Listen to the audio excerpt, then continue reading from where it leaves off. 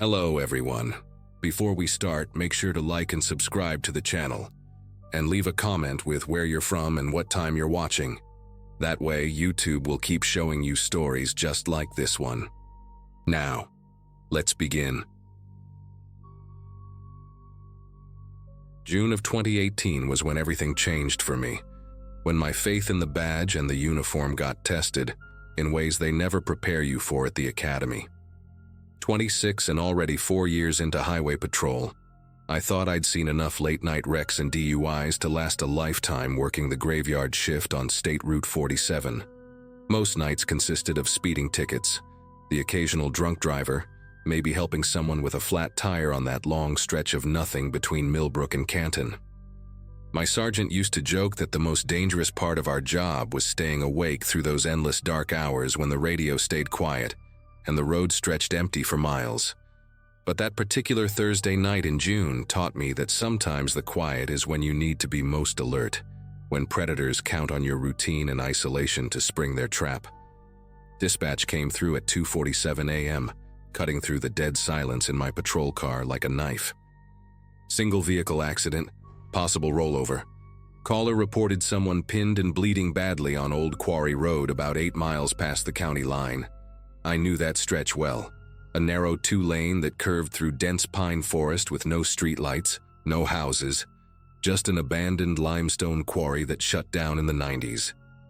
The dispatcher, Nancy, sounded frustrated as she relayed the information. Said the call dropped after maybe 20 seconds, and she couldn't get the person back on the line.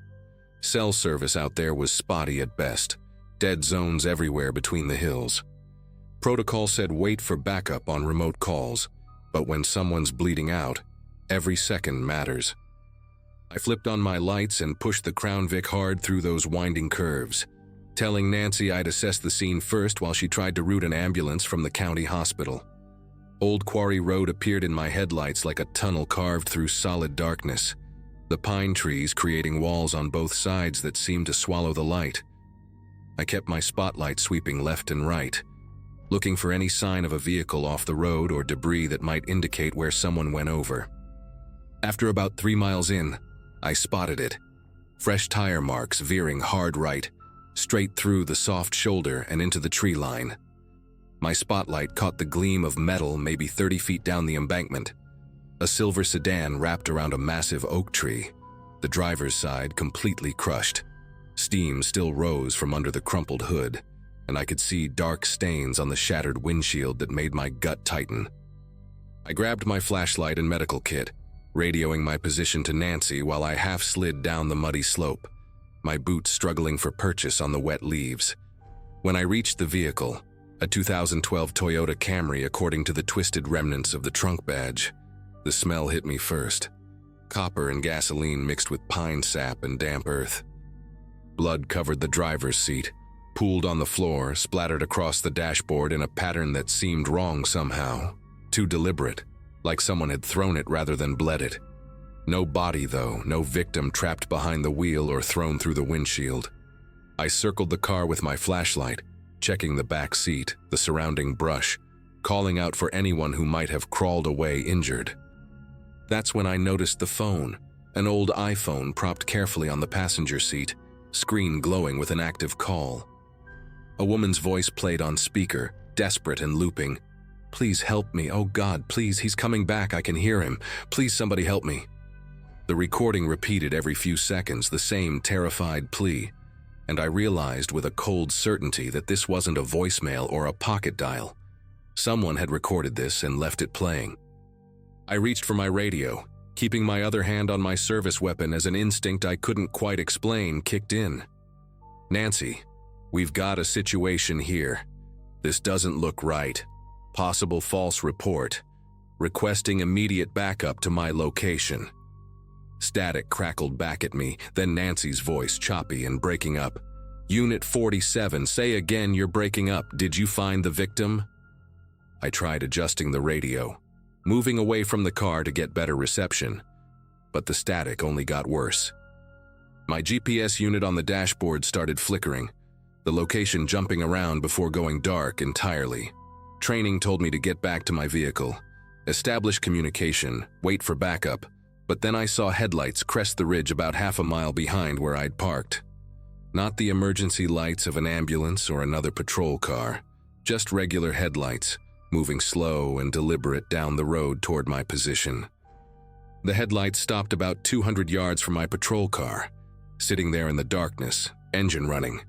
I could hear it idling, a diesel sound, heavy like a truck or large SUV.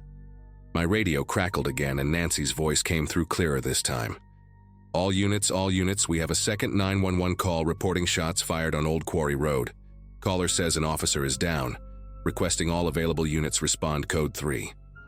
My blood turned to ice because I hadn't heard any shots, hadn't reported being fired upon, and I was the only officer on this road. Someone was calling in false reports, trying to flood the scene with responders, or maybe trying to confuse dispatch about what was really happening. I keyed my radio. Nancy, this is Unit 47. I'm code 4. No shots fired. This is a setup. Tell responding units to approach with extreme caution. But when I released the button, I only heard that same static, like something was jamming the frequency. Movement in my peripheral vision made me spin toward the tree line on the opposite side of the road from the wrecked car. 3 figures emerged from the woods, walking steady and purposeful toward my position, spread out in what we called a tactical formation at the academy. They wore dark clothing, faces obscured by baseball caps and bandanas, and I could see the outline of long guns in their hands. My training kicked in hard. Multiple hostiles, superior firepower, compromised communications, isolated location. This wasn't random. They'd studied our response protocols, knew a lone officer would respond to a bleeding victim call, knew the dead zones where radios failed, knew exactly how long it would take backup to arrive even with a shots-fired call. I moved behind the patrol car's engine block, drawing my Glock 22, knowing 15 rounds wouldn't mean much against 3 rifles, but having no other option. A 4th figure appeared near the vehicle that had stopped up the road, talking into what looked like a handheld radio or phone.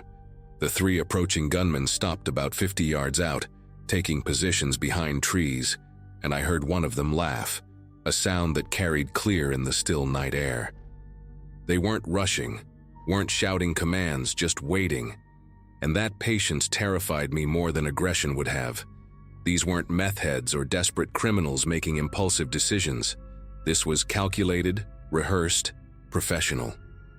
The recording on the phone in the crashed car kept playing its loop, that woman's voice begging for help, and I understood now it was meant to keep me here, to make me hesitate about leaving a potential victim. Every detail had been planned. The blood to make it look real, the phone to sell the emergency, the GPS jammer to prevent tracking, the false 911 calls to confuse response. They'd turned our own procedures into a weapon against us. The smart play was getting back in my patrol car and ramming through whatever they'd set up, but I knew they'd anticipated that too. Sure enough, when I glanced toward my vehicle, I saw liquid spreading under it, pooling dark and reflective in the moonlight. They'd punctured my fuel tank while I was down at the crashed car, probably with a suppressed rifle shot I hadn't even heard. The Crown Vic might make it a mile, maybe 2 before dying, and then I'd be on foot with armed pursuers who knew this terrain. My vest would stop pistol rounds but not rifle fire, and they had all the advantages: numbers, firepower, preparation, position. I needed to buy time, needed backup to actually receive those false reports and come running, needed to survive the next few minutes until help arrived. The 4th figure by the truck raised something to his shoulder, and I saw the distinctive profile of a scoped rifle. Instead of taking the shot they expected, I did something that probably saved my life. I grabbed the phone from the crashed car and hurled it as far as I could into the woods opposite from the gunman, then immediately sprinted toward the steep embankment that led down to the Old Quarry access road. The recorded voice sailed through the air, still pleading for help, and I heard shouting behind me, confusion as they tried to track both the phone and my movement in the darkness. Branches tore at my uniform as I half fell, half controlled my descent down the 40-foot slope, using trees to slow my momentum, my duty belt catching on roots and rocks. A rifle cracked above me and bark exploded from a pine tree inches from my head. Then another shot sparked off a boulder to my left. They were shooting at sound and movement, not clear targets, which meant their night vision wasn't perfect. I reached the bottom and found the old gravel service road that connected to the quarry, oriented myself, and started running hard toward the main highway 3 miles away, my boots pounding on the loose stones. Behind me, I could hear them crashing through the underbrush, coordinated pursuit with one group following my path, while another probably circled around to cut me off at the highway. My radio suddenly burst to life with clear signal. Nancy's voice urgent. "Unit 47, what's your status? We have multiple units 5 minutes out." I keyed the mic while running, breath coming in gasps. "Code 3, officers need help. 4 armed suspects, rifles, ambush scenario. Approaching Highway 12 from the quarry road on foot." The next 2 miles were the longest of my life, running in full gear, vest and duty belt weighing me down, listening for vehicles or footsteps behind me. I heard engines in the distance getting closer, and couldn't tell if it was the suspects or backup. When I finally burst out of the tree line onto Highway 12, 5 patrol cars were screaming toward me, lights painting the forest red and blue. I waved them down, pointing back toward the quarry road, and collapsed against the first unit that stopped, legs shaking from adrenaline and exhaustion. The aftermath revealed just how sophisticated the operation was. The crashed car was stolen 3 states over, the blood was pig's blood from a slaughterhouse, and the phone had been programmed to call 911 through a spoofed cell tower they'd set up in a van. Investigators found the same group had hit 2 other officers in neighboring states using similar tactics, one in Missouri who wasn't as lucky as me and took a round through his shoulder before backup arrived. They tracked the crew through the burner phones they'd used, tracing them to a militia group that specifically targeted law enforcement, studying our protocols through leaked training materials and emergency response recordings they'd obtained through FOIA requests. All 4 were arrested 2 weeks later during a raid on a compound in Arkansas, and they found maps of rural patrol routes, radio frequencies, and detailed notes on response times for dozens of jurisdictions. I still work highway patrol, but now on day shift in a more populated district, and I never respond to remote calls alone, no matter what the emergency sounds like. That woman's recorded voice still visits my dreams sometimes, pleading for help that was never real, a ghost created specifically to draw me into their crosshairs.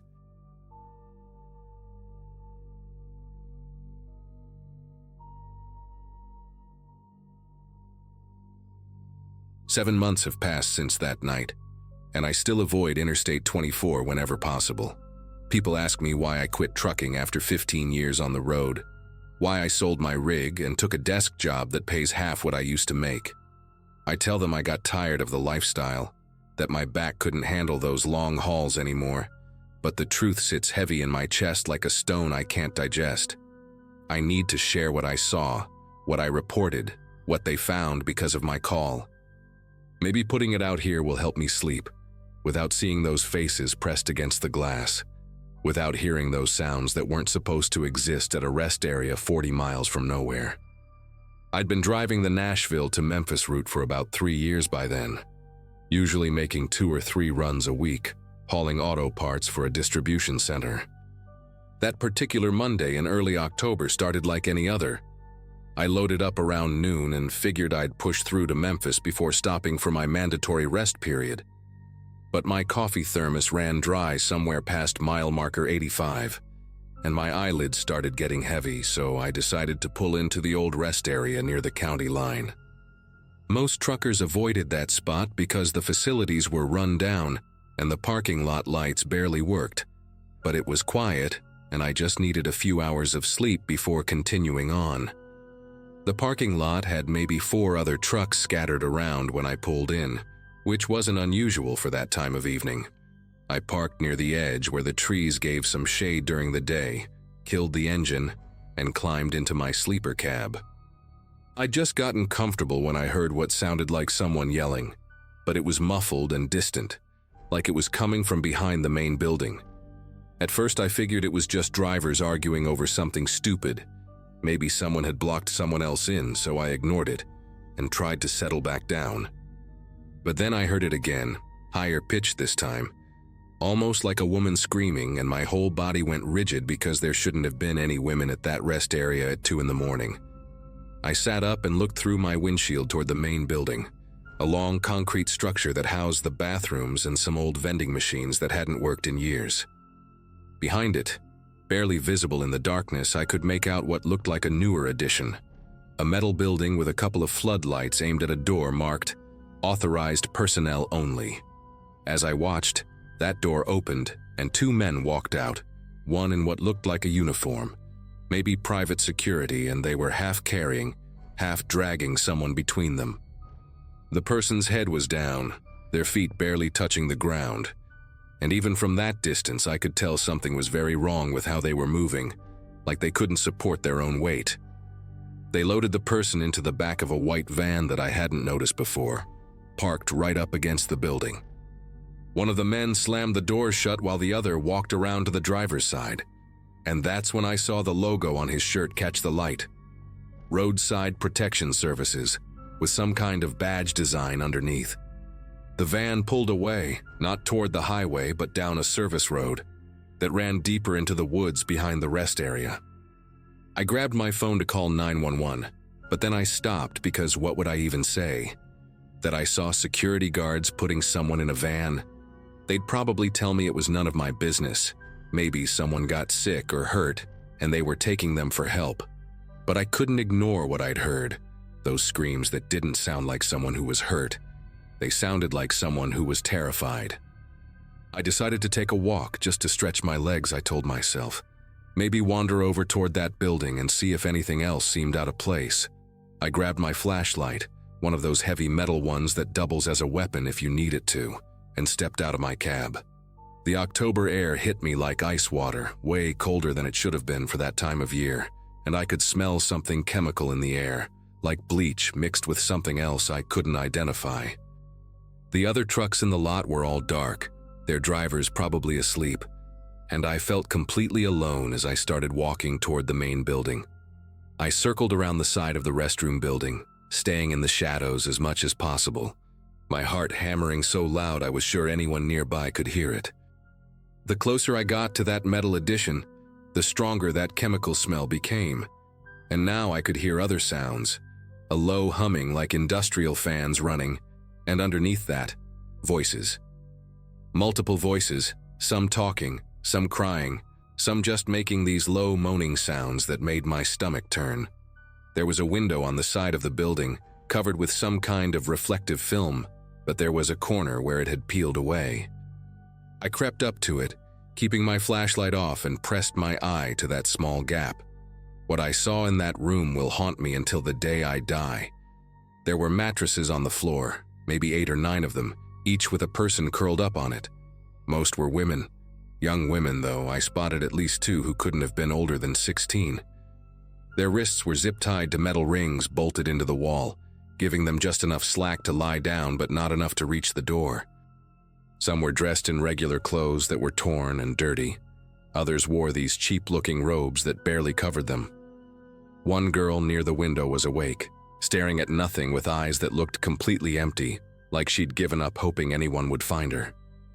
A man in that same Roadside Protection Services uniform sat in a chair by the door, scrolling through his phone like he was just pulling a regular security shift, like those weren't human beings chained to the walls around him. I backed away from that window, my legs shaking so bad I nearly fell. I needed to get back to my truck, call 911, call the FBI, call anybody who would listen. But as I turned to leave, a hand grabbed my shoulder and spun me around. Another security guard, this one bigger, with a scar that ran from his ear to the corner of his mouth. He looked at me for a long moment, then smiled this cold smile and said, "You lost, driver?" I mumbled something about looking for the bathroom, but he wasn't buying it. His hand moved to his belt where I could see a gun holstered, and he said, "Bathrooms in the main building. This area's restricted. Company property." I nodded, started to walk away, and that's when I saw it. A state patrol car parked behind the building, partially hidden by a dumpster. The engine was running, but the lights were off. The guard must have seen me notice the patrol car because his whole demeanor changed. He stepped closer, close enough that I could smell cigarettes and something sour on his breath, and said, "You didn't see nothing tonight, understand? You're gonna walk back to your truck, you're gonna drive away, and you're gonna forget this rest stop exists. Otherwise, well, truckers go missing all the time. Dangerous highways, especially for drivers who stick their nose where it doesn't belong." He patted the gun on his hip to make sure I got the message. I nodded again, turned around, and forced myself to walk, not run, back to my truck. My whole body was screaming at me to sprint, but I knew he was watching. Probably had others watching too. When I finally made it to my cab, I locked the doors, started the engine, and pulled out of that rest area as calm as I could manage, even though every instinct told me to floor it. I drove for about 5 miles before I pulled over at a gas station that was bright and busy, full of normal people doing normal things. My fingers were shaking so bad it took 3 tries to dial 911. The dispatcher who answered sounded bored at first, probably used to getting calls about fender benders and speeding complaints. But when I started describing what I'd seen, her voice changed completely. She kept me on the line, transferred me to someone else, then someone else again. Within 10 minutes, I was talking to an FBI agent who told me to stay exactly where I was, that they were sending someone to meet me immediately. 2 agents showed up within the hour, and I told them everything: the room, the girls, the security company, and most importantly, that state patrol car hidden behind the building. What happened next was all over the news for weeks, though they kept my name out of it, thank God. They raided that rest area just before dawn with a joint task force of FBI and state police from a different district, not local. They found 14 women and girls, the youngest just 15, all victims of trafficking. The Roadside Protection Services was a shell company that had somehow gotten a legitimate contract with the state to provide security for several rest areas along the interstate. They'd been using that cover to run their operation for almost 4 years. The real kicker came when they arrested everyone involved. Among them were 2 local cops who'd been using their patrol cars to transport victims and provide cover when needed. One of them was a sergeant with 18 years on the force, a family man with 3 kids who'd been living a complete double life. I testified before a grand jury 3 months later, behind a screen so the defendants couldn't see my face. All of them got convicted. The 2 cops got 25 to life, the security guards got similar sentences, and they tracked down 3 more people who were running the money side of things. The victims, the ones who survived, were given counseling and help starting over, though I doubt any amount of therapy erases what they went through.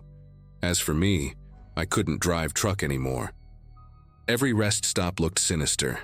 Every security guard made me nervous, and I kept wondering how many other places like that are operating right now, hidden in plain sight. I work in a warehouse now, home every night, and I never take the interstate if I can avoid it. People think I'm paranoid when I tell them to be careful at rest stops, to never get out alone at night. But I know what's out there.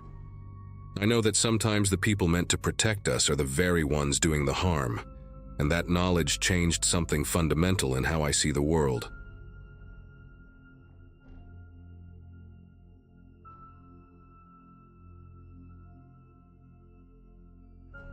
Mile marker 142 on Highway 65 is where everything changed for me. I'd passed that same green sign probably 1,000 times during my years with Tennessee Highway Patrol, never thinking it would become a landmark I'd never forget. That Wednesday afternoon, traffic was light, just the usual mix of semis and commuters heading north toward Kentucky. 23 years wearing the badge teaches you to read vehicles like other people read faces, and that beat-up Corolla maintaining exactly 55 in the right lane was trying too hard to be nobody.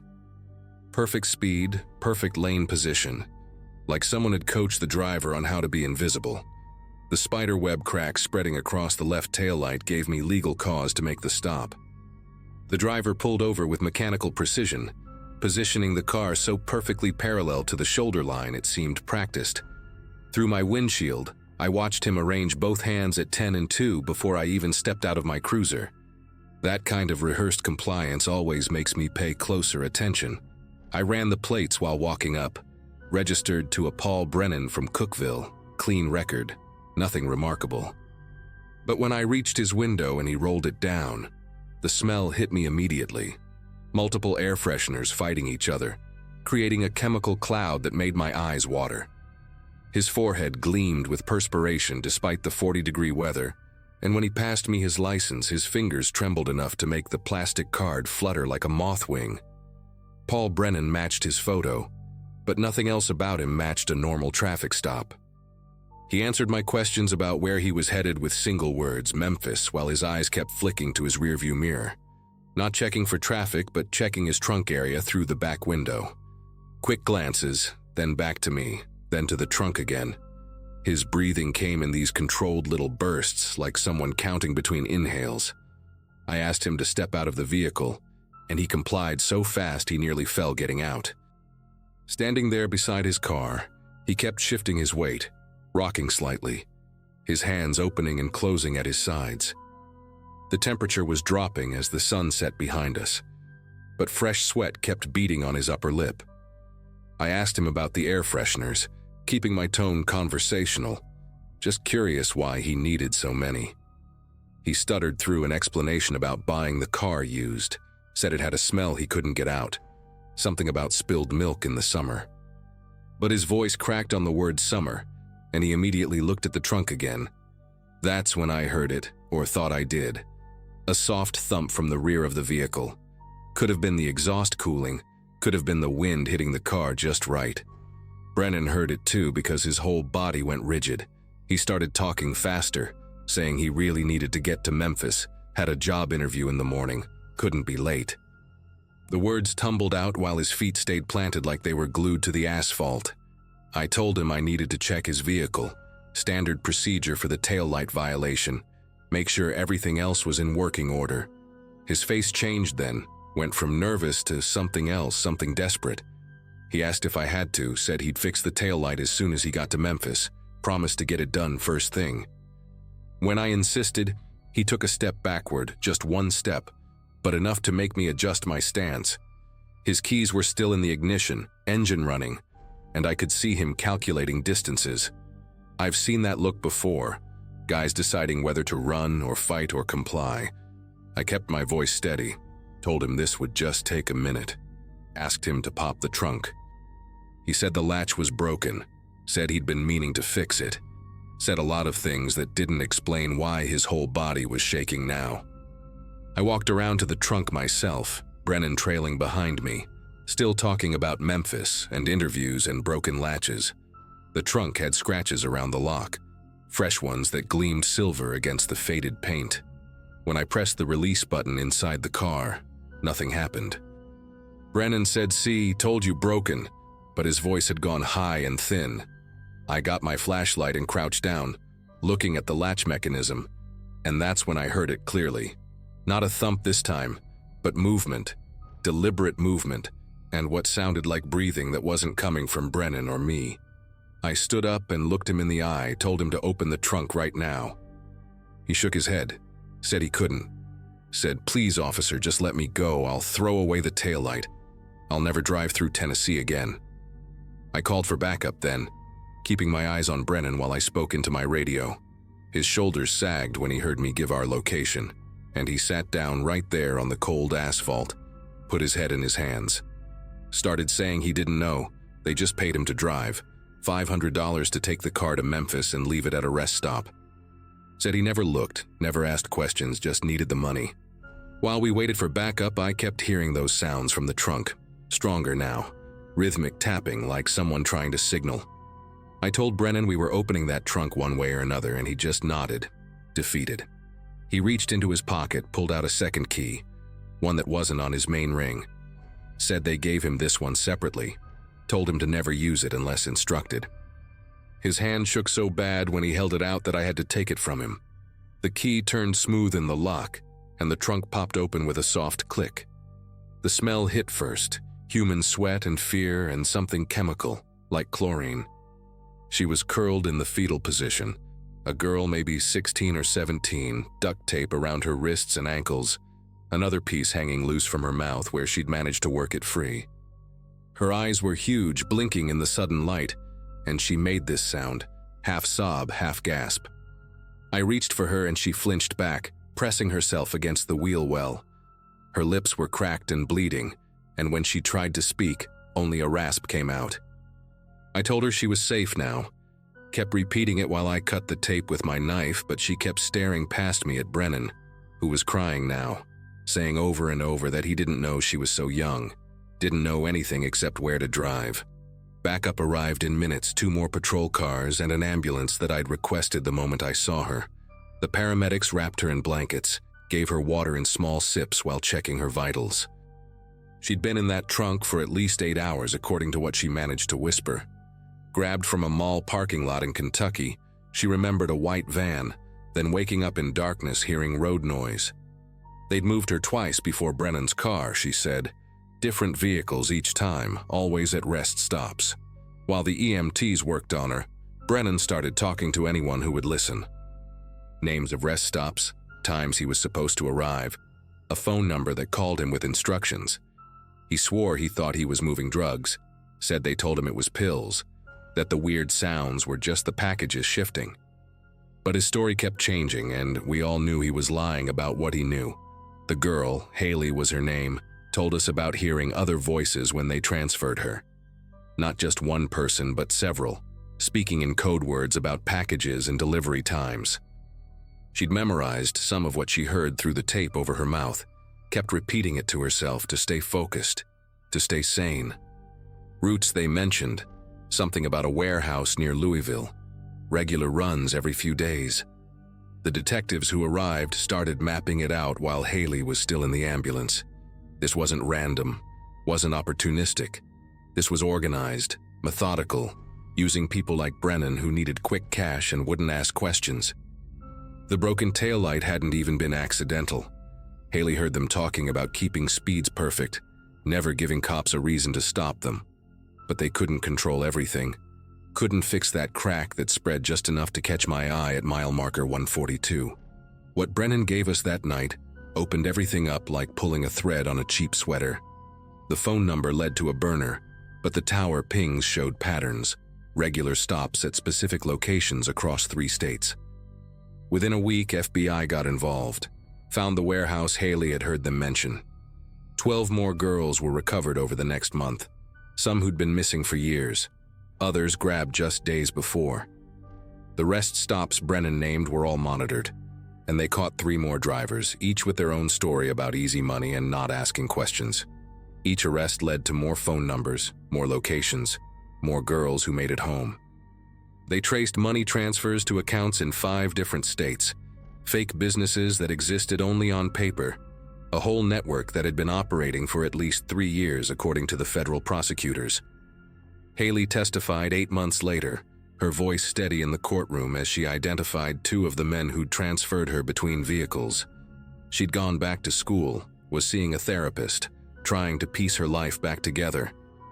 Her parents sent me a letter, thanking me for stopping that car, for noticing that taillight. But I keep thinking about all the other Corollas doing exactly 55, all the other drivers with perfect lane position and rehearsed compliance that I didn't stop. Brennan got 15 years as part of a plea deal for his cooperation. The investigation is still ongoing, they tell me.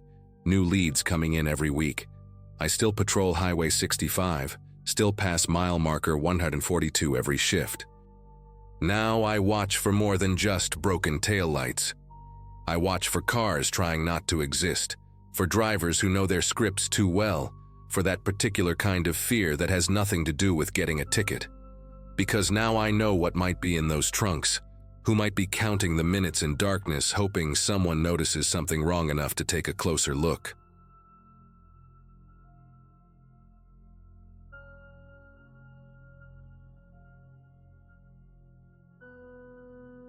Six years into working Colorado State Patrol, I thought I'd developed pretty good instincts about when something was wrong. My 30th birthday was still 2 months out that March morning in 2017, and I'd pulled over enough vehicles on Interstate 70 to know the difference between someone who forgot to renew their tags and someone actively avoiding the DMV for a reason.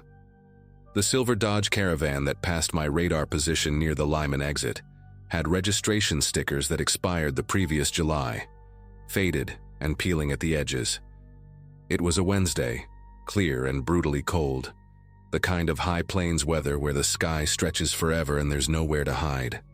I hit my lights and pulled out behind the van, watching as it drifted slowly onto the shoulder with this hesitant quality that made my gut tighten.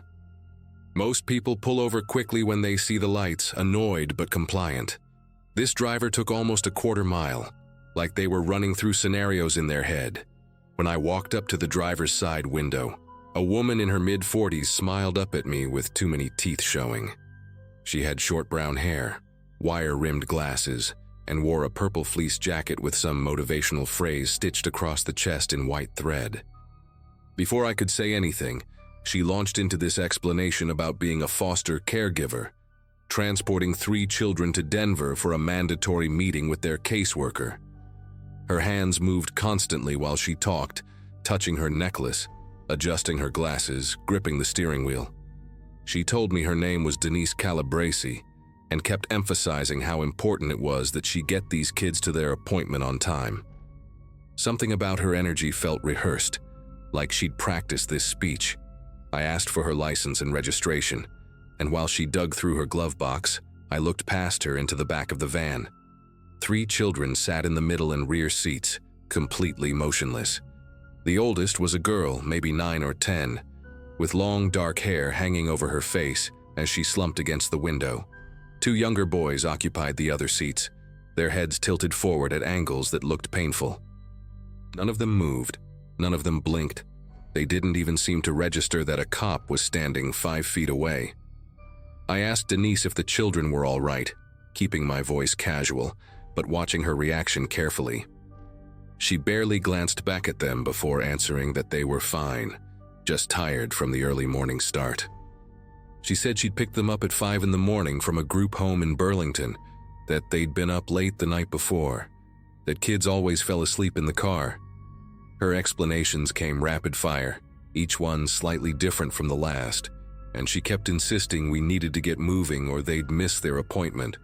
I told her to sit tight while I ran her information, taking the license and registration back to my patrol car. The paperwork looked legitimate at first glance, a Colorado driver's license issued 2 years prior, vehicle registration in her name. But when I ran her license through dispatch, something felt wrong even before the response came back. The address on file was a P.O. box in Grand Junction, over 200 miles west. The vehicle had been purchased with cash 3 months earlier from a private seller in Pueblo. While I waited for more information, I kept watching the van in my rearview mirror. Denise sat rigid in the driver's seat, both hands on the wheel, even though the engine was off. The children in the back hadn't shifted position at all, not once. The girl's head remained pressed against the window at the exact same angle. One of the boys had his mouth hanging open slightly, and in the 7 or 8 minutes I'd been sitting there, he hadn't closed it, or swallowed, or done any of the tiny unconscious movements that people make. That's when dispatch came back with additional details that changed everything. Denise Calabresi had a prior arrest in Utah from 2015 for child endangerment, charges that were later dropped. More concerning, the vehicle registration showed 5 previous owners in the past 18 months, which is practically unheard of for a 7-year-old minivan. Something about this entire situation had shifted from routine traffic stop to something much darker. I called for backup and approached the van again, this time asking Denise to step out of the vehicle. Her smile finally disappeared. She stepped out slowly, still talking, still trying to control the narrative. She pulled a manila folder from the passenger seat and thrust it toward me, saying it contained all the necessary documentation for the transport: court orders, foster care paperwork, medical records for the children. I flipped through the pages while keeping her in my peripheral vision. The documents looked official enough, complete with agency letterhead and case numbers and signatures from judges. But I'd seen enough forged paperwork in my career to notice the small inconsistencies. The fonts didn't quite match between pages. One signature was clearly photocopied and pasted digitally onto multiple documents. The case numbers followed a format that didn't align with how Colorado actually structured their child services files. When I pointed out these discrepancies, Denise's entire demeanor changed.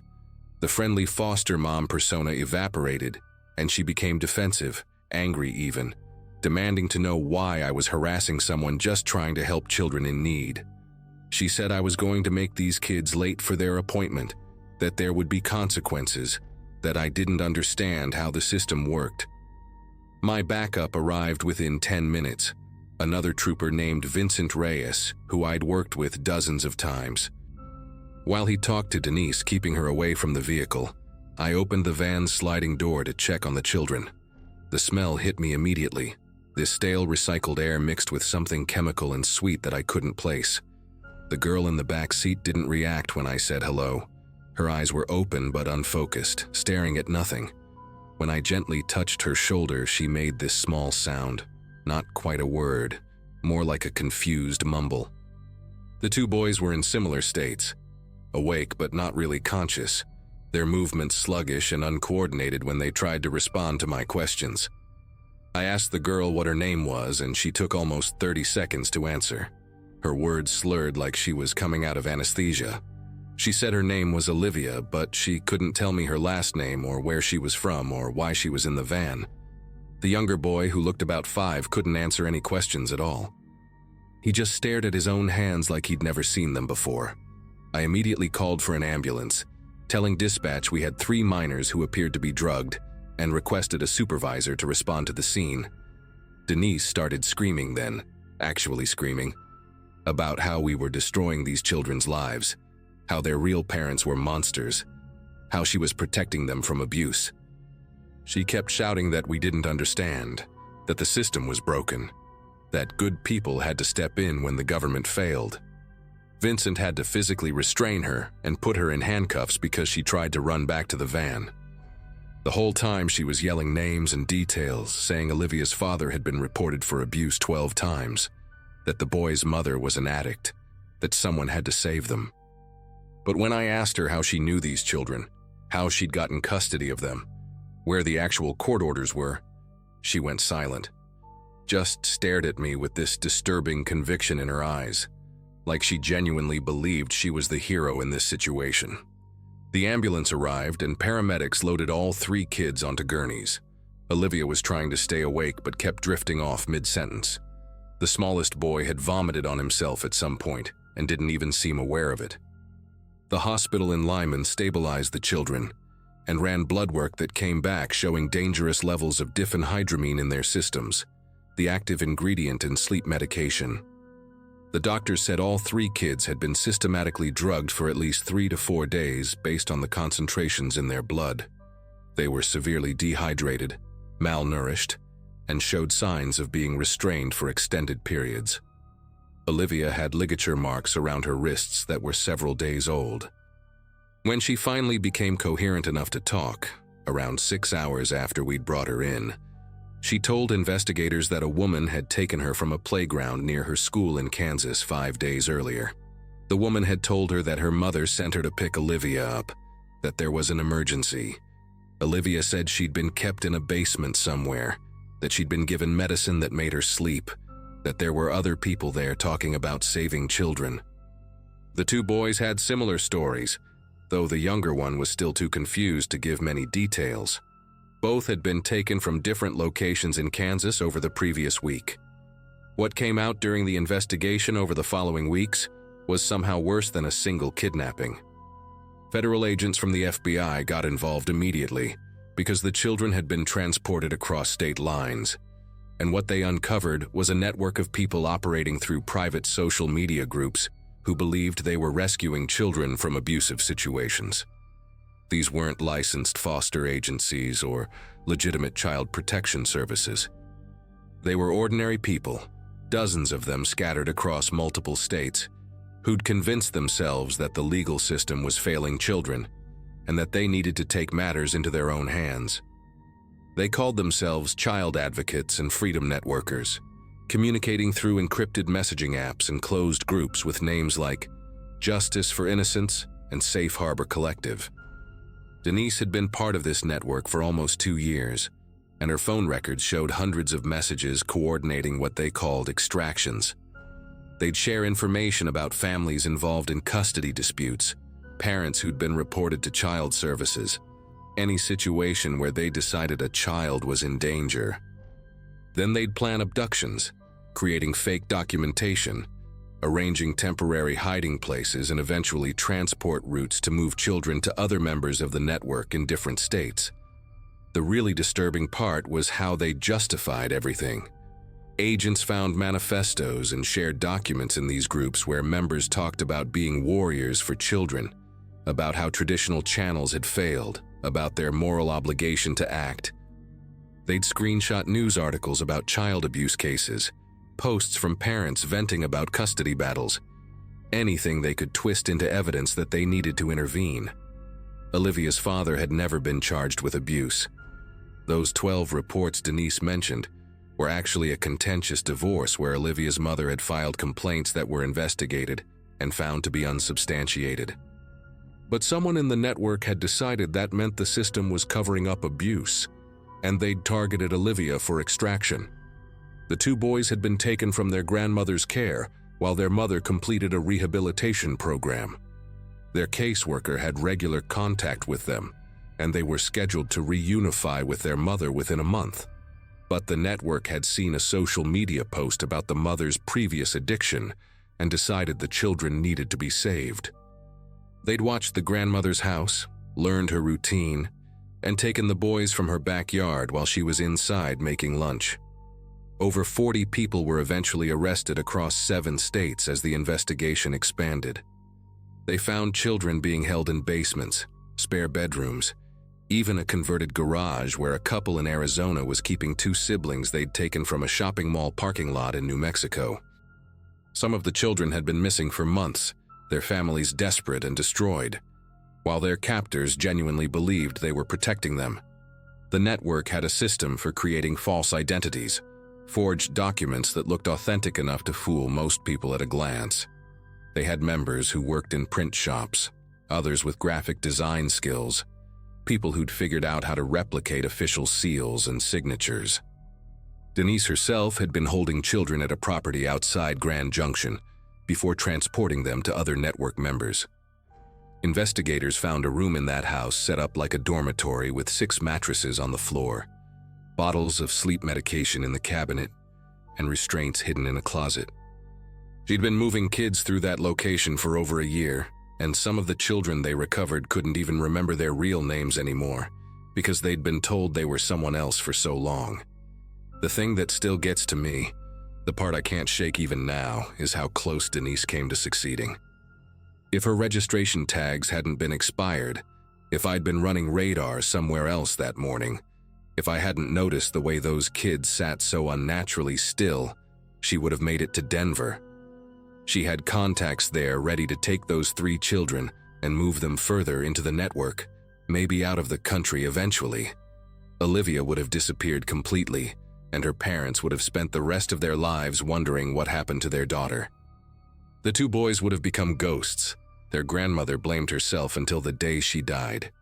All 3 kids had to go through months of therapy, and Olivia still has nightmares according to the victim advocate who stayed in touch with me.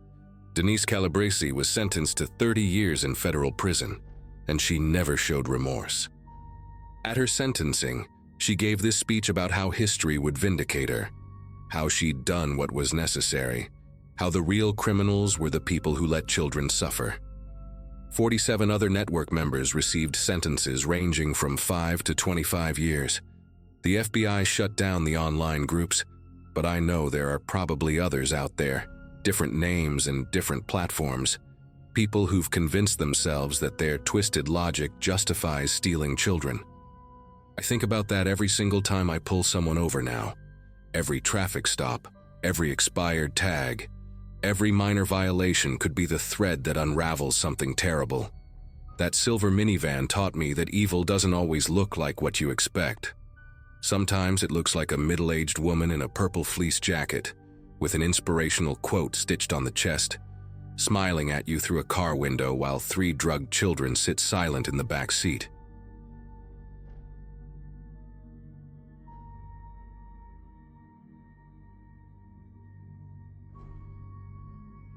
People always ask me why I still drive during the day now. why I plan my routes to avoid stopping anywhere remote. The answer isn't simple, and honestly, most folks don't want to hear it. But I'll tell you anyway because what happened along Interstate 20 changed everything about how I see the road. April of 2015 marked my 12th year working highway patrol for the Alabama Department of Public Safety. My sergeant's exam was 2 weeks away, and I'd been pulling extra shifts to prove I could handle the responsibility. The stretch of I-20 between the Georgia line and Birmingham was my territory. 160 miles of asphalt I knew better than my own neighborhood. Rest areas were normally the quietest part of my shift, just truckers catching sleep and families letting kids burn off energy. That Tuesday morning in early April, everything looked routine when dispatch sent me to mile marker 165. The rest area sat about 40 miles east of Birmingham, one of those older facilities the state kept meaning to renovate but never got around to funding. Nothing fancy, just bathrooms, vending machines, and a few picnic tables under some pine trees. When I pulled in around 7 in the morning, the sun was already burning off the fog, and I counted maybe 4 vehicles in the lot. A silver Toyota Camry sat alone near the far end, away from the main building. The driver's door hung open. I remember thinking someone probably left it ajar by accident, maybe rushing to the bathroom. But as I got closer, I saw him slumped against the steering wheel, and there was blood on the window. A Glock 19 lay on the passenger seat. My training kicked in immediately, securing the scene, calling for backup and medical even though I could tell he was gone. The man's name was Jeffrey Pruitt, a sales manager from Atlanta heading home after a conference in Mississippi. 46 years old, married, 2 kids in college. The investigation lasted 3 days before they ruled it a suicide. I didn't think much about it after filing my report. Suicides happened on highways more than people realized, usually guys going through divorces or facing bankruptcy who couldn't handle the pressure anymore. The case file went to the county coroner, and I moved on to the next call. But 6 weeks later, on a Wednesday in late May, dispatch sent me to mile marker 142, same highway, different rest area. This one was smaller, just a parking lot with bathrooms and a pet walking area. A white Ford F-150 sat by itself near the tree line. The driver was a woman named Angela Cortez, a nursing supervisor from Louisiana, driving to visit her sister in Atlanta. 51 years old, recently promoted at work, no history of depression according to her family. She'd been shot once in the right temple with a Smith & Wesson revolver that belonged to her late father. The weapon was still in her right hand when the cleaning crew found her that morning. Again, investigators called it suicide, and again, something about it bothered me, but I couldn't articulate what. The third one happened in early July, mile marker 188, a rest area on the other side of Birmingham that technically wasn't even my usual patrol zone. I only heard about it because the trooper who responded, a guy named Calvin I'd gone through the academy with, mentioned it during a shift change. Another apparent suicide, another isolated rest area, another victim with no obvious motive. This time it was a man named Howard Chen, a restaurant owner from Texas driving to a food service convention in Georgia. 63 years old, grandfather of 5, pillars of his community back in Houston. He'd supposedly shot himself with a Ruger that investigators found wiped clean of prints except for his own. Calvin said the scene felt staged to him, too neat, too convenient. But physical evidence supported suicide, and without proof of foul play, the case closed within a week. I started keeping my own notes after that conversation, writing down dates and locations in a notebook I kept in my patrol car. By mid-August, 2 more bodies turned up at rest areas along I-20, both ruled suicides within days of discovery. The pattern became impossible to ignore. All 5 deaths occurred between 6 and 8 in the morning, always at older, less traveled facilities, always single gunshot wounds to the head, always with the victim's own registered firearm. The geographical spread covered nearly 200 miles of interstate, but something connected them beyond coincidence. I brought my concerns to Sergeant Daniels during our weekly briefing, laying out the timeline and locations on a map I'd marked up with red circles. He listened, arms crossed, expression unreadable. When I finished, he pointed out that 5 suicides over 4 months across multiple counties didn't constitute a pattern worth investigating, especially when every scene supported the official conclusion. He told me to focus on my regular duties and stop wasting time on closed cases, but I couldn't let it go. That night, I requested copies of all 5 incident reports through official channels, claiming I needed them for a training presentation on suicide prevention. The reports arrived 3 days later, and I spent an entire weekend going through every detail with a highlighter and notepad. The ballistics information caught my attention first. In 3 of the 5 cases, the forensic reports noted unusual stippling patterns around the entrance wounds, inconsistent with self-inflicted injuries at close range. The powder burn suggested the barrel had been held at a slightly different angle than what you'd expect from someone shooting themselves. It was subtle enough that individual investigators missed it, but when you compared all 5 reports side by side, the similarity became obvious. Then I noticed the timing. Every single death occurred within a 90-minute window, between 6:15 and 7:45 in the morning, when rest areas typically had minimal traffic. Security cameras at these facilities were either broken or positioned to cover only the bathroom entrances, not the parking areas. Whoever was doing this understood rest area layouts and surveillance limitations better than most law enforcement officers would. I started reviewing highway camera footage next, submitting requests through the Department of Transportation database. Most agencies don't realize how much footage gets archived, especially on major interstates where traffic monitoring runs constantly. I focused on the hours preceding each death, looking for vehicles that appeared near multiple scenes. The work took weeks because I could only access the system during my shifts without raising suspicion. In late September, I found what I'd been searching for: a dark blue Dodge Ram pickup, extended cab, no visible plates in most frames, appeared on camera footage within 2 hours of 4 different rest area deaths. The truck always traveled eastbound, always during early morning hours, and always exited the interstate at the ramp just past each facility. I traced its movements backward and discovered it entered the highway from different on-ramps each time, never establishing a predictable pattern. But there was something else, something that made my chest tighten when I spotted it.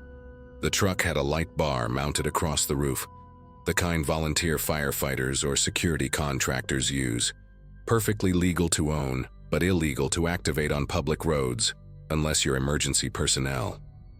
I made copies of every frame showing that truck, burned them to a disk, and locked it in my personal locker at the station. The next morning, I drove to the Alabama Bureau of Investigation field office in Birmingham and asked to speak with whoever handled serial crime cases. They assigned me to an investigator named Special Agent Fitzgerald, a woman in her early 50s who'd worked organized crime before transferring to major case investigations. I laid everything out for her: the timeline, the ballistics inconsistencies, the truck, the footage, all of it. She listened without interrupting, taking notes in a leather-bound notebook that looked older than I was. When I finished, she asked me one question: did anyone else know about my investigation? I told her no, that my sergeant had dismissed my concerns, and I'd been working alone. Fitzgerald nodded slowly, then made a phone call right there in front of me. 20 minutes later, 2 more agents joined us in the conference room, and suddenly my informal inquiry became an official investigation. The Bureau moved fast once they had the footage and ballistics comparisons. Within 72 hours, they'd identified the truck through partial VIN reconstruction from enhanced camera images and cross-referenced it with vehicle registration databases across 6 states. The owner was a man named Glenn Whitaker, 57 years old, former sheriff's deputy from Mississippi, who'd been terminated in 2013 after multiple excessive force complaints. He'd sued the department for wrongful termination, lost, and basically disappeared from law enforcement circles. Property records showed he owned a small house outside Meridian, but neighbors reported seeing him only sporadically. His bank records revealed he'd been making cash deposits every few weeks, amounts that suggested he was working somewhere but not reporting income. The Bureau also discovered he still had access to decommissioned badges and equipment through a friend who ran a police surplus store. Fitzgerald told me they believed Whitaker was conducting fake traffic stops at rest areas, using his lights and credentials to approach victims who thought they were dealing with legitimate law enforcement. The theory was that he'd target people traveling alone, wait for them to park at isolated rest areas, then approach with his badge and some fabricated violation. Once he had them out of their vehicles or vulnerable inside them, he'd force them to use their own weapons, staging the scenes to look like suicides. The ballistics inconsistencies came from him controlling the gun while making it appear self-inflicted, a technique that required knowledge of forensic investigation procedures. It was methodical, calculated, and absolutely terrifying, because it exploited the one thing most people trust without question on the highway. The Bureau wanted to set up surveillance on Whitaker's property and monitor the interstate for his truck, but Fitzgerald had a different idea. She asked if I'd be willing to work undercover as bait, driving my personal vehicle along I-20 during early morning hours to draw him out. The plan was risky, but federal agents would be tracking me constantly through GPS, and backup units would stay within 3 minutes of my location at all times. I agreed to do it, partly because I wanted this guy caught, and partly because I knew those 5 victims deserved justice their families weren't getting. For 2 weeks in November, I drove my personal Subaru Outback along I-20 during the early morning shift, stopping at different rest areas between the Georgia line and Birmingham. The Bureau had fitted my vehicle with hidden cameras and audio equipment, plus a panic button disguised as my key fob. Every morning felt like walking a tightrope because I had to appear vulnerable enough to attract attention, but alert enough to react if things went wrong. On the 14th day, a Friday morning in mid-November, I pulled into the rest area at mile marker 151 around 6:30. The parking lot was empty except for one semi-truck at the far end, driver probably sleeping in the cab. I parked near the picnic area, killed the engine, and pretended to check my phone. 15 minutes passed, then I saw it in my rearview mirror, that dark blue Dodge Ram rolling slowly into the lot, light bar clearly visible on the roof. My heart hammered against my ribs, but I forced myself to stay calm, to act natural. The truck parked 2 spaces behind me, angled so its headlights illuminated my vehicle. A man got out wearing what looked like a deputy's uniform, complete with badge and utility belt. He approached my driver's side window with that specific walk law enforcement develops, authoritative but not aggressive. When he knocked on my glass, I rolled it down and tried to look confused rather than terrified.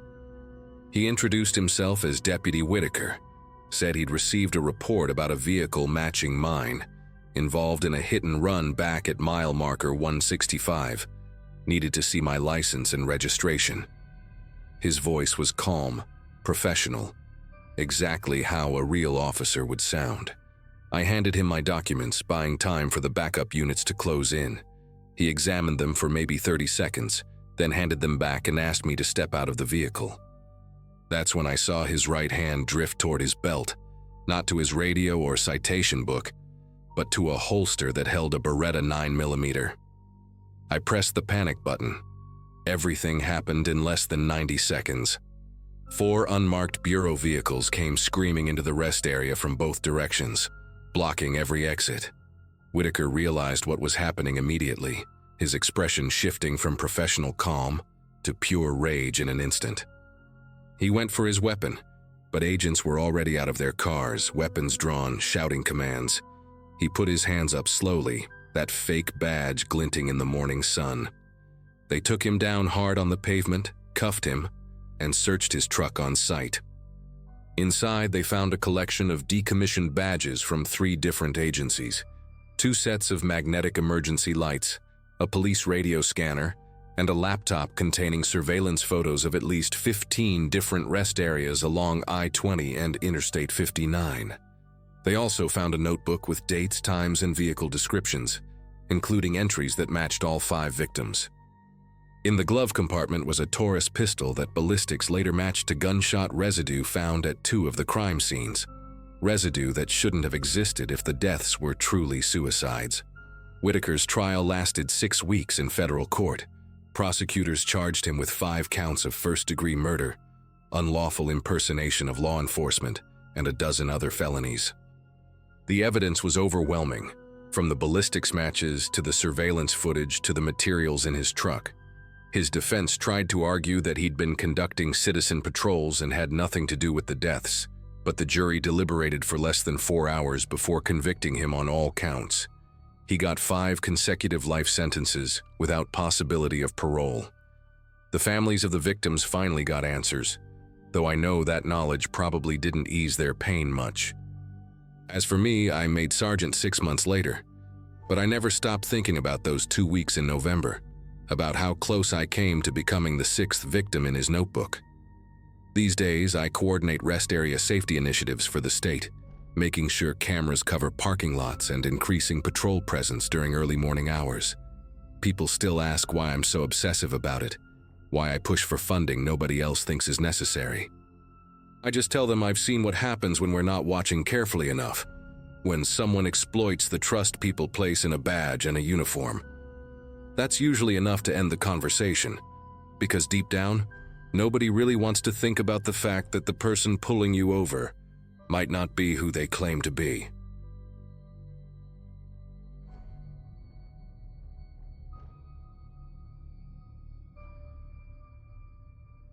"15 years on the force, and I thought I'd seen everything." That's what I kept telling myself during those endless overnight shifts patrolling the stretch of Highway 89 between Flagstaff and the Nevada border. My sergeant used to joke that nothing exciting ever happened on a Wednesday night in November, and for the most part, he was right. I'd spent the better part of 2013 writing speeding tickets and helping stranded motorists with flat tires. My daughter had just turned 6 that fall, and I'd been pulling extra shifts to save up for her birthday trip to Disneyland the following summer. The job had become routine, comfortable even, which is probably why I almost dismissed the alert when it came through on my automated license plate reader around 2 in the morning. The system pinged with that sharp electronic beep that always made my coffee jump in the cup holder. A silver 2007 Ford Taurus had just passed my position, heading westbound. The plate came back registered to a vehicle connected to a missing persons investigation out of Indiana. Not a warrant, not a stolen vehicle report, just a flag in the system asking officers to make contact and report.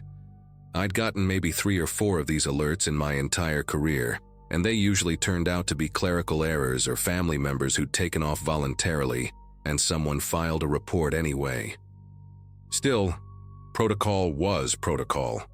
I flipped on my lights and pulled out onto the highway, watching the Taurus's brake lights flare red in the darkness ahead. The car didn't speed up or try to run. It just drifted smoothly onto the shoulder, gravel crunching under the tires, and came to a complete stop with the turn signal still blinking. That should have been my first hint that something was seriously wrong, because normal people panic a little when they see those lights. This driver had been expecting it. I approached the vehicle with my flashlight, doing the standard scan of the interior through the back window before I got to the driver's side. What I saw made me stop mid-step. The back seat was completely gutted. No upholstery, no fabric, just bare metal framework and springs exposed like the skeleton of some animal. Every window, front and back, had this reflective silver material taped to the inside, the kind of emergency blanket stuff you see in survival kits.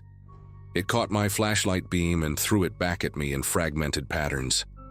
Through the gaps in the material, I could make out shapes in the back, duffel bags maybe, and something that looked like chains bundled up on the floor.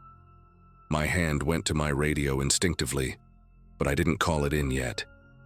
Sometimes people lived out of their cars, and maybe this guy was just some eccentric traveler with weird modifications.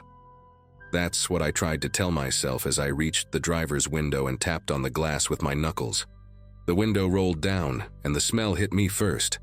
Not the usual car odors of fast food or air freshener, but something chemical and sharp, like industrial cleaner mixed with sweat. The driver was a white male, maybe in his early 40s, with thinning brown hair plastered to his forehead. But it was his face that made my pulse pick up. Deep purple bruises spread across his left cheek and temple, fresh enough that the edges were still that ugly yellow-green color. His right eye was bloodshot, the white turned completely red like a blood vessel had burst. More bruises ringed his neck, finger-shaped marks that looked like someone had tried to strangle him. He wore a stained gray hoodie with the sleeves pushed up, revealing more bruising on his forearms, defensive wounds crisscrossing his skin. Despite all this, he smiled at me. Not nervous, not guilty, just tired. "Evening, officer," he said, his voice hoarse and raspy. "I figured you'd pull me over sooner or later." I asked for his license and registration, keeping my voice steady even though every instinct was screaming at me to call for backup right then. He handed them over without hesitation. Movements slow and deliberate, like he didn't want to spook me. The license read Gregory Allen Brenner, address in Fort Wayne, Indiana. Same state as the missing persons flag. I shined my light past him into the passenger seat and saw a clipboard with what looked like printed photographs paper-clipped to forms. The kind of documentation you'd see in official paperwork. "Mr. Brenner," I said, "I'm going to need you to step out of the vehicle. Keep your hands where I can see them." He nodded, that same exhausted compliance, and opened his door. When he stood up, I noticed he was limping, favoring his left leg. He positioned himself against the side of the car without me having to tell him, hands flat on the roof like he'd done this before. While I patted him down, I asked about the bruises. He didn't flinch when I touched his ribs, even though I could feel the swelling through his hoodie. "Got into it with a runner 2 days ago in Pennsylvania," he said, matter of fact. Kid was stronger than he looked. 17 years old and built like a linebacker. Had to use pepper spray to get him secured. Runner. That word hung in the air between us. I stepped back and told him to turn around slowly. "What kind of work do you do, Mr. Brenner?" He met my eyes, and there was nothing deceptive in his expression, just bone-deep weariness. "I recover runaway teenagers for their families," he said. "Private contracts, mostly through a service based out of Ohio. Parents hire the company when their kids take off and the police can't help fast enough. I locate them, make contact, and transport them back home. It's legal work, officer. I have all the documentation in the car.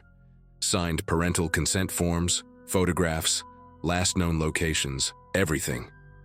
That's when I called for backup. Something about the way he said it, so rehearsed and clinical, made my gut twist. While we waited for my partner to arrive, I asked Brenner about the modifications to his vehicle. He explained each one like he was describing features on a work truck.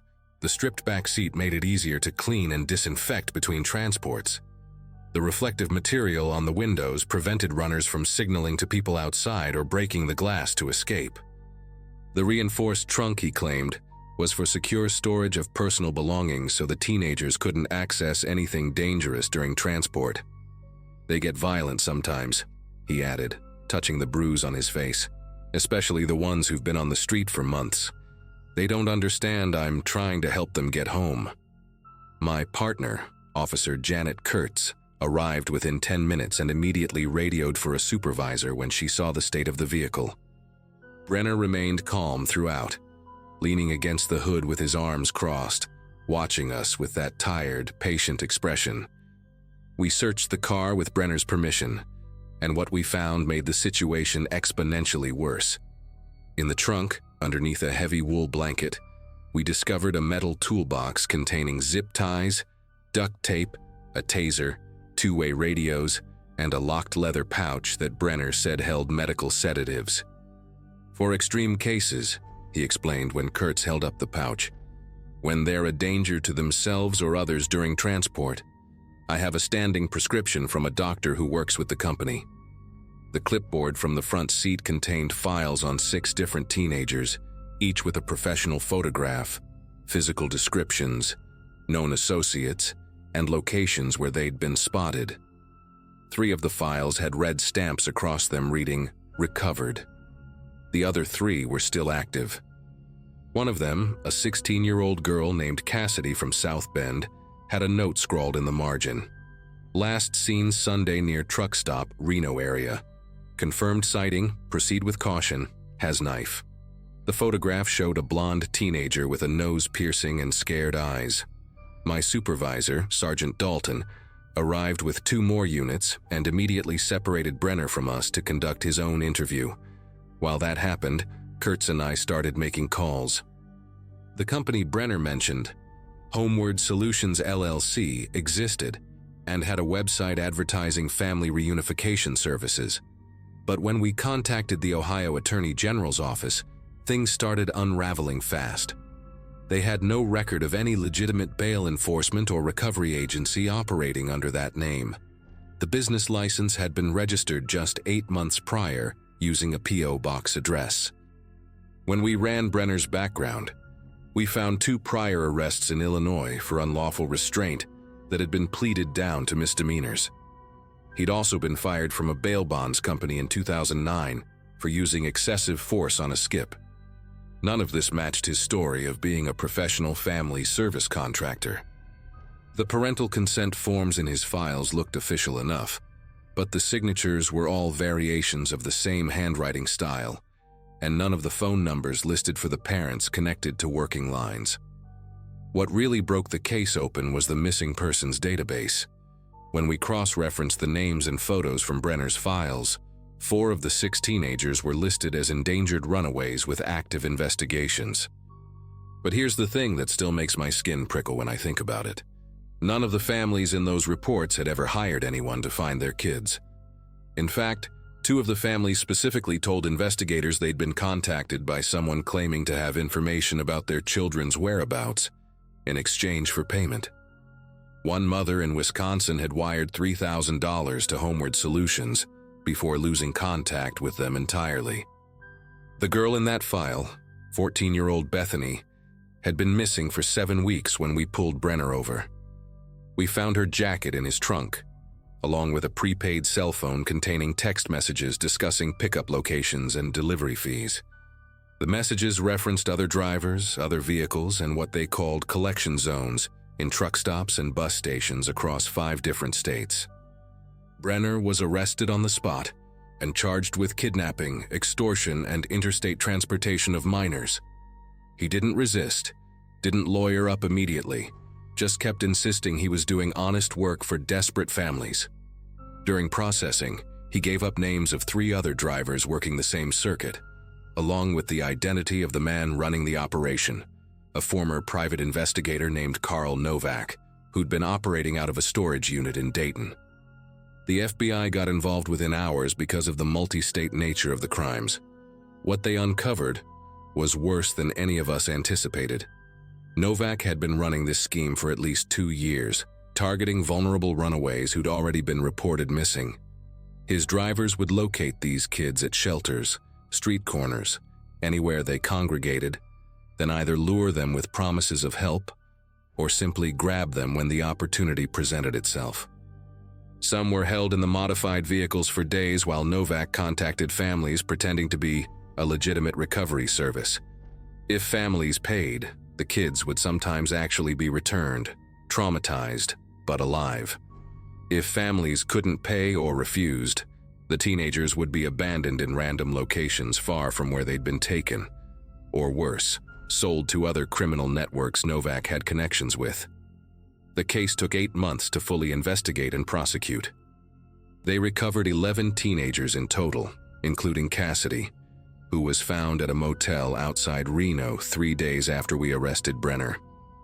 She'd been locked in his trunk for 6 hours during a transport before he stopped for the night and moved her to a room he'd paid for in cash. Bethany was found safe with relatives in Florida, placed there by another one of Novak's drivers who apparently had some remaining conscience, and dropped her somewhere she'd be cared for instead of following orders. Brenner got 18 years federal prison. Novak got 35. The other drivers received sentences ranging from 8 to 22 years depending on their level of involvement. I testified at 3 separate trials, and every time I had to look at those files again, at those scared faces in the photographs, I felt sick. The thing that stays with me most isn't even the violence or the cruelty of it all. It's how mundane Brenner made it sound that night on the highway. How he genuinely seemed to believe he was providing a service. That's what evil looks like sometimes. Not some monster in the shadows, Just an exhausted man in a stained hoodie who's convinced himself that what he's doing is justified. I still patrol that same stretch of highway, but I don't dismiss those automated alerts anymore, no matter how routine they seem.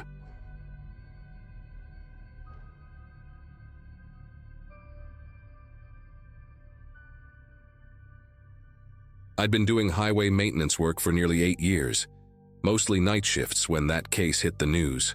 Back then, I was covering long overnight drives between small towns, usually alone, checking cameras and road barriers. That stretch of road had always been quiet. Long flat miles, distant lights from gas stations, and the occasional convoy of trucks humming in the dark. My life revolved around coffee from vending machines, static from the radio, and the comfort of routine.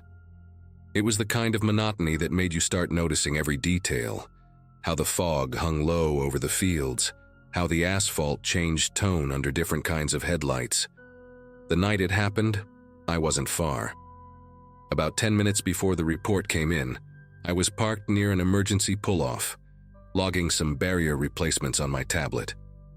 Out of habit, I kept the radio on the local patrol frequency. When dispatch called in a sedan crash near one of the overpasses, the tone in their voice made me sit up. They mentioned the driver was unresponsive, and something about impact from above. My first thought was that maybe a trucker had dropped cargo, but that explanation didn't last long once I heard they'd closed the entire span of the bridge. I drove out there before they even asked for road crew assistance. The scene looked wrong in that cold fluorescent glare. Cones scattered, paramedics crouched by a car that had veered halfway into the grass. The windshield was shattered inward, glass sparkling like frost under the lights. A patrol officer I knew, Carter, waved me back when I got too close. He just shook his head when I asked if the driver was okay. I remember noticing the dent on the hood. It wasn't from a collision with another car. It was small and deep, as if someone had dropped a cinder block from above. Later that morning, when the footage started circulating between departments, curiosity got the better of me. The dash cam from that sedan showed exactly what they said, a dark shape falling from the bridge just before the impact. No one visible on the structure, nothing showing where it came from. But the next day, another call came in. Different highway, same pattern. And by the third, it wasn't a coincidence anymore. Someone, or several someones, was targeting random cars for some kind of twisted online stunt. When the task force got involved, I was asked to assist with inspecting the bridges along my route. I'd seen a lot of strange things on those night shifts. Accidents, wildlife, even the occasional person wandering along the shoulder. But this felt different. The officers were tense, quiet, and always looking up. Each bridge we checked carried that same uneasy silence, like the air itself remembered what had happened there. On one overpass, I found a small pile of gravel stacked neatly near the edge, like someone had been preparing ammunition. It was the kind of detail you'd overlook if you weren't paying attention. Word spread fast in nearby towns. People started avoiding the highway after dark, and the local news ran every segment they could. Some treated it like gossip, others like a ghost story. Then came the videos. Short clips surfacing online of masked kids throwing debris and laughing as headlights swerved below. Most were fake or re-uploaded pranks, but a few matched the timing and locations of the real incidents. That's when it stopped feeling like an isolated crime, and more like something coordinated, maybe even celebrated. One night, I was called out again. Another report near a bridge about 15 miles from the first crash. By the time I arrived, the suspect was already in custody. He couldn't have been more than 17. What I'll never forget is the look on the officer's face standing next to him. Carter, the same guy from the first scene. He kept his eyes on the ground as the kid was loaded into the patrol car. Only later did I learn that boy was his son. It explained the silence that hung over the investigation afterward, the way everyone avoided mentioning names. A week later, when the reports were filed, the pattern became impossible to ignore. The attacks had been planned over a private group chat, a challenge that promised viral fame to whoever caused the biggest wreck. Every clip, every timestamp, every shared laugh, it was all there. Carter went on leave not long after, and that stretch of highway was fitted with new cameras and metal nets under the bridges. Still, even now, when I drive those roads at night, I catch myself scanning the overpasses out of habit. Sometimes I swear I see movement up there, just a flicker, like someone leaning over the railing, waiting. A few months passed, and the highway slowly returned to normal traffic. The memorial cross for the first victim stayed on the shoulder, surrounded by faded flowers and empty bottles left by strangers. I'd drive past it during my shifts, always slowing down a little. It became a quiet reminder of how quickly something senseless could change everything. The investigation wrapped up without much media coverage after that. Most people just moved on. But for those of us who worked those nights, the silence never really went away. One evening, during a storm, I had to inspect one of the bridges we'd reinforced. Rain was hammering so hard it blurred the guardrails into streaks of gray. When I stepped out of the truck, I saw something sitting near the edge. A chunk of concrete about the size of a football, resting perfectly in the center of the walkway. It looked fresh, like it had been placed there minutes earlier. There were no footprints, no tire marks on the shoulder. Just the sound of rain and the echo of water dripping through the cracks. I radioed it in, and they sent a unit to sweep the area. Nothing came of it, of course. The footage showed no one approaching the bridge for hours before I got there. Still, for weeks afterward, the spotlights under that overpass stayed on every night, cutting through the dark like warning eyes.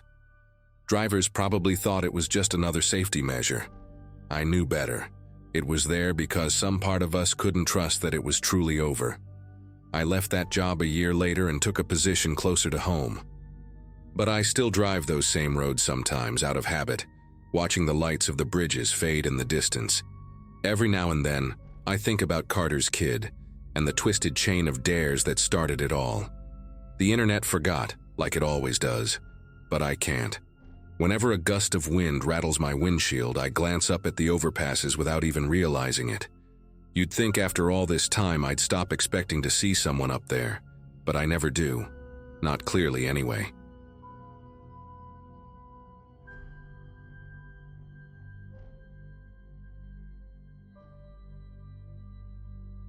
When I joined the patrol, I used to love the early morning shifts, the kind of quiet stretches where the fog hung low, and the only sounds were my own tires rolling over wet asphalt. That night, I was halfway through my shift when dispatch came through with a call that didn't sound right. A woman's voice, shaky and muffled, claiming she was on the shoulder and that someone had tried to take her. The connection kept cutting out, just fragments of sentences and the soft sound of her breathing, like she was trying not to be heard. The dispatcher flagged it as high priority because the area had poor reception and no backup nearby.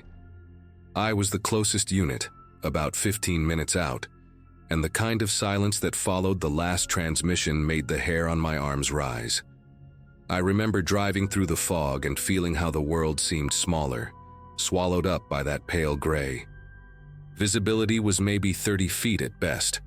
My cruiser headlights barely cut through, turning the mist into a glowing wall ahead of me. I slowed near the marker where the call had pinged, rolling the window down to listen. Nothing but the hum of the engine and the faraway hiss of traffic. Then faintly, movement. A shape walking along the shoulder, drenched, shivering, her hands held close to her chest like she was trying to warm herself. I pulled over, hit the lights, and stepped out, calling to her. She looked up at me, face pale, strands of wet hair plastered to her forehead. Her voice came out in bursts, between shallow breaths. She said she'd been kidnapped, managed to get away when her abductor pulled off onto a side road, and that his vehicle was still there. She kept pointing toward the tree line where the fog thickened like smoke. I noted her condition, soaked, trembling, barefoot, wearing a torn dress that clung to her. No ID, no bag. My training kicked in. Keep distance, stay alert, get details. I radioed dispatch, but all I got was static, a scratchy half-response that dissolved into noise. She urged me to follow her, said the man was probably still there, maybe hurt. The urgency in her eyes made me hesitate. Something about her kept shifting, not physically, but in the way she looked at me. 1 second desperate, the next oddly calm. I tried my radio again, switched channels, and caught fragments of something else. A voice repeating phrases almost identical to what she'd said a minute ago. "Please help me. He's still there." The same tone, the same pauses, like a recording playing just out of sync. My stomach tightened. I drew a breath, glanced back at the highway, still empty, and decided to follow her a few steps off the shoulder, my hand resting on my flashlight. The turnoff she led me to was barely visible through the fog, just a narrow path of gravel curving between overgrown brush. My boots sank into the soft mud as I stepped past the guardrail. The air smelled metallic, like rain and old engine oil. She kept glancing over her shoulder, whispering that the car was right there, but every time I looked where she pointed, there was nothing but mist. Then something flickered in my peripheral vision. A red glint, maybe a taillight gone as quickly as it appeared. I angled my flashlight, catching the outline of a scarf tangled on a low branch. It looked new but damp, like someone had deliberately set it there. I called out, asking for her name, trying to ground the situation, but she didn't answer. When I turned around, she was standing farther away than before, near the bend where the gravel disappeared into darkness. The fog swallowed her figure up to the waist, her outline blurred like a smudge on glass.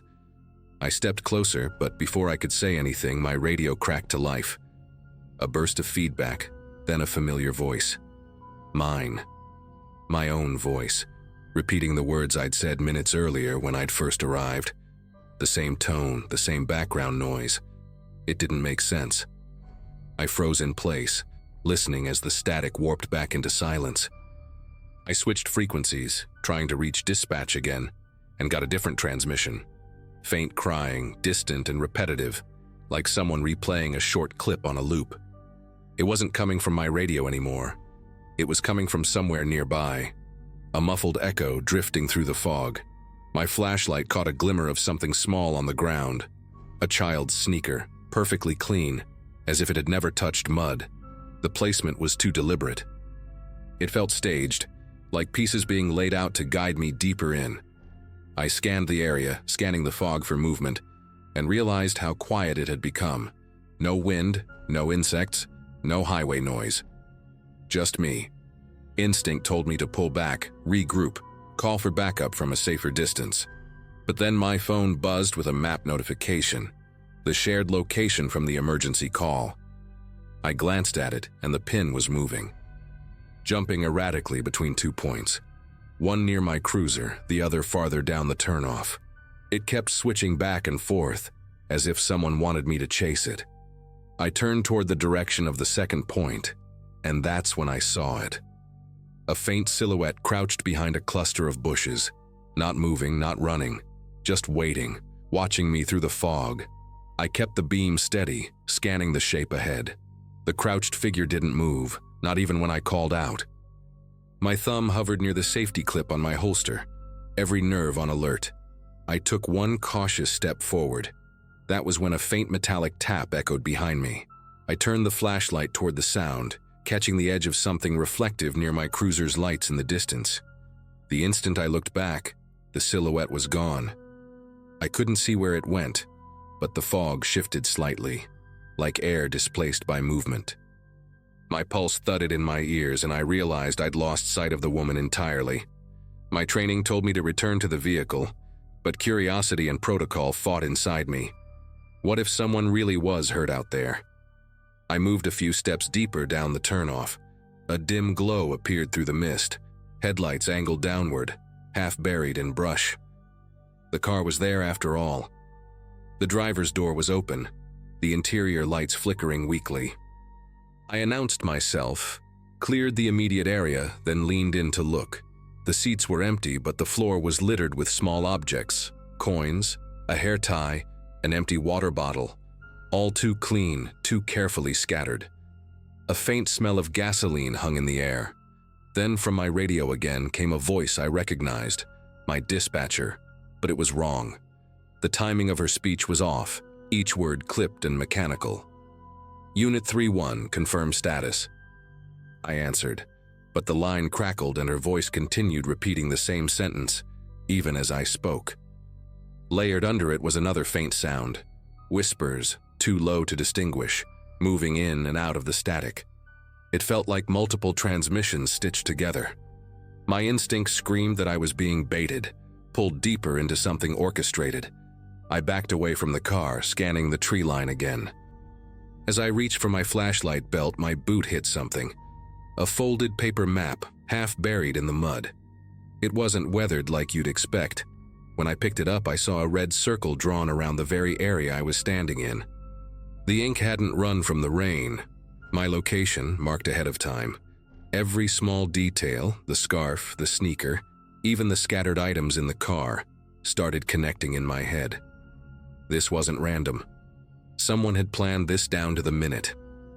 The fog seemed heavier now, pressing close, and somewhere out there, just past where I could see, a low engine turned over. The sound of that engine cut straight through the fog.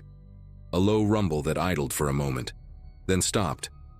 I turned my light in the direction it came from, but there was nothing but a wall of mist. My cruiser's lights were barely visible through the haze behind me. I decided to move back toward the highway, keeping my flashlight low and my hand close to my sidearm. Each step on the gravel felt loud, like I was announcing my location. Halfway back, I caught another flicker of movement, someone darting between the trees to my left, too fast to track. I shouted a warning, identified myself as law enforcement, but the woods answered with silence. When I finally reached the edge of the shoulder, I saw a second pair of headlights through the fog. Backup. Relief hit me so hard I almost laughed, until I noticed they were angled wrong. Not approaching from the interstate, but already parked there facing mine. A black SUV, engine running, no markings. Its driver's door was ajar, interior dark. I called out again, voice firm, but got no response. The wind shifted then and I could smell something, the same gasoline scent, stronger this time. That's when the dispatcher's voice returned, crystal clear, saying my unit number, but this time she used my first name. Only she didn't know my first name. I cut the radio immediately, stepped behind my cruiser for cover and drew my weapon. The SUV headlights dimmed slightly, like someone had just stepped in front of them. For a few seconds, all I could hear was the ticking of my engine cooling down. Then came the faint scrape of shoes on asphalt. One figure, maybe two, walking slowly along the shoulder toward me. I shouted commands. No reply. My light caught only fragments, the glint of wet fabric, a hand partially raised, a shadow moving just out of focus. And then the sound stopped. The SUV engine cut. Silence again, heavy enough that I could hear my heartbeat. Later, investigators said I was lucky. Another unit found me about 20 minutes after my last transmission, standing by my cruiser, weapon drawn, still sweeping the fog. The SUV was gone. So was the woman. The only evidence left were footprints, several sets, circling my patrol car before vanishing into the brush. The victim's phone, the one used to make the call, was later found 2 counties away, wiped clean except for one saved audio clip. My own voice, distorted and replaying the same few words I'd spoken when I first arrived. Whoever they were, they knew exactly how to lure an officer alone into the dark.